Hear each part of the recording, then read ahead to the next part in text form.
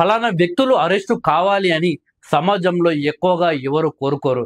ఏమైనా రాజకీయ పార్టీలు ఉన్నా కానీ, లేకుంటే నేతల మధ్య కావచ్చు, లేకుంటే వ్యక్తుల మధ్య కావచ్చు, పరస్పర వివాదాలు ఉన్న సందర్భంలో ఆ వ్యక్తి అరెస్ట్ అయితే బాగుంటుంది అని కోరుకుంటారేమో. మహా అంటే పదుల సంఖ్యలో కోరుకుంటారేమో, లేదా వందల సంఖ్యలో కోరుకుంటారేమో. కానీ వేల సంఖ్యలో పలానా వ్యక్తులు అరెస్టు కావాలి అని బలంగా కోరుకున్న సందర్భాలు చాలా తక్కువ అని చెప్పవచ్చు.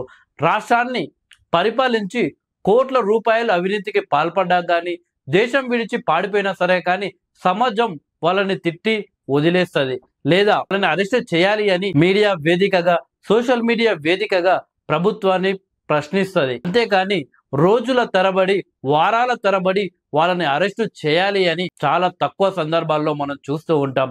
ఆంధ్రప్రదేశ్ రాష్ట్రంలో తెలుగుదేశం, జనసేన పార్టీ అలాగే బీజేపీ పార్టీ అధికారంలోకి వచ్చిన తర్వాత నుండి ఆంధ్రప్రదేశ్ అలాగే తెలంగాణ రాష్ట్రం నుండి పెద్ద ఎత్తున సోషల్ మీడియాలో ప్రభుత్వాన్ని కోరుతున్నారు ఆ ఇద్దరు వ్యక్తులను అరెస్టు చేయాలి అని.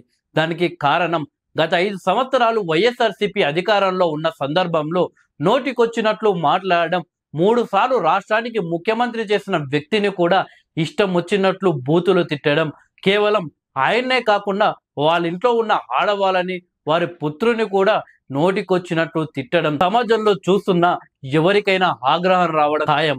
కానీ ఆ వైఎస్ఆర్సీపీ పార్టీలో ఉన్న నాయకులు, కార్యకర్తలు మాత్రం అలా తిట్టేవారిని ఎంకరేజ్ చేశారు. ఆ తిట్టిన వ్యక్తులు ఎవరో కాదు, శ్రీరెడ్డి అలాగే బోరుగడ్డ అనిల్ కుమార్. వైఎస్ఆర్సీపీ అధికారంలో ఉన్న సందర్భంలో శ్రీరెడ్డి, బోరుగడ్డ అనిల్ ఏ విధంగా పవన్ కళ్యాణ్ గారిని, చంద్రబాబు నాయుడిని, అలాగే వారి ఇంట్లో ఉన్న కుటుంబ సభ్యులు, ఆడవాళ్ళని సైతం నోటికొచ్చినట్టు ఎలా తిట్టేవాళ్ళో మనమంతా చూసాము. జనాలకు చిరాకు వచ్చి సోషల్ మీడియాలో వాళ్ళకు ఎన్ని కామెంట్లు పెట్టినా కానీ, స్పందించి వాళ్ళని విమర్శించినా కానీ వాళ్ళ బుద్ధి మాత్రం మారలేదు.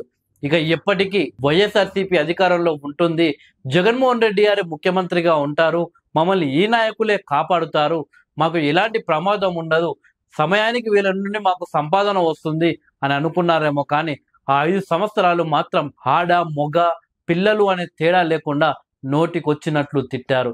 ఇప్పుడు ప్రభుత్వం మారడంతో పెద్ద ఎత్తున ఇద్దరు వ్యక్తులను అరెస్టు చేయాలి అని సోషల్ మీడియా వేదికగా ప్రభుత్వాన్ని కోరుతున్నారు. ఆంధ్రప్రదేశ్ రాష్ట్ర హోంమంత్రిగా వంగపూడి అనిత గారు బాధ్యతలు తీసుకున్నప్పటి నుండి తప్పకుండా ఈ ఇద్దరు వ్యక్తులు అరెస్టు అవుతారు అనే నమ్మకం ప్రజల్లో ఏర్పడ్డది. దీనికి ప్రధాన కారణం వైఎస్ఆర్సీపీ అధికారంలో ఉన్నప్పుడు వంగపూడి అనిత గారు వైఎస్ఆర్సీపీ ప్రభుత్వంపై తీవ్రంగా పోరాటం చేశారు.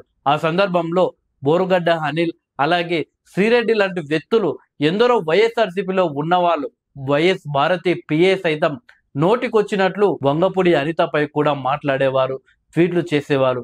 తాజాగా పులివెందుల్లో ఉన్న వైఎస్ భారతి పిఏని పోలీసులు అరెస్టు చేయడం జరిగింది. దాంతో వంగపూడి అనితపై అభిమానులు పెట్టుకున్న నమ్మకం నెరవేరుస్తుంది అని ఒక నమ్మకం ఏర్పడ్డది. దానికి కారణం వైఎస్ భారతి పిఏని అరెస్టు చేయడం. దాంతో త్వరలోనే శ్రీరెడ్డి అలాగే బోరుగడ్డ అనిల్ అరెస్టు కూడా ఉండబోతుంది అని పెద్ద ఎత్తున సోషల్ మీడియాలో ప్రచారం కొనసాగుతుంది. ఇప్పటికే బోరుగడ్డ అనిల్ని పోలీసులు వెతుకుతున్నారనే వార్త సోషల్ మీడియాలో చక్కర్లు కొడుతుంది.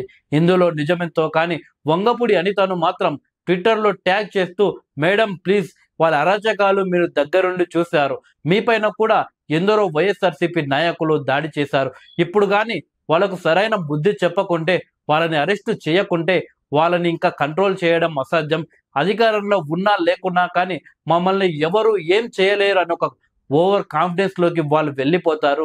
ఇలాంటి చీడ పొరుగులను ఎప్పటికప్పుడు సమాజం నుండి తొలగించాలి. చూడాలి మరి. వంగపూడి అనిత గారు ఎలక్షన్లకు ముందు చాలా ప్రెస్ మీట్ లో చెప్పారు, ప్రభుత్వం మారిన తర్వాత మీకు తప్పకుండా బుద్ధి చెబుతాం. ఇప్పుడు అధికార పార్టీ అండ చూసుకొని ఉంటున్నారేమో కానీ ఆ తర్వాత మిమ్మల్ని ఎవరు కాపాడలేరు అని వార్నింగ్లు ఇచ్చారు. ఆ వార్నింగ్లకు కట్టబడి అనిత గారు సంచలన డిసిషన్ తీసుకొని బోరుగడ్డ అనిల్ అలాగే శ్రీరెడ్డిని అరెస్టు చేసే అవకాశాలు ఏమన్నా ఉన్నాయో లేవో మరికొద్ది రోజుల్లో తెలుస్తుంది.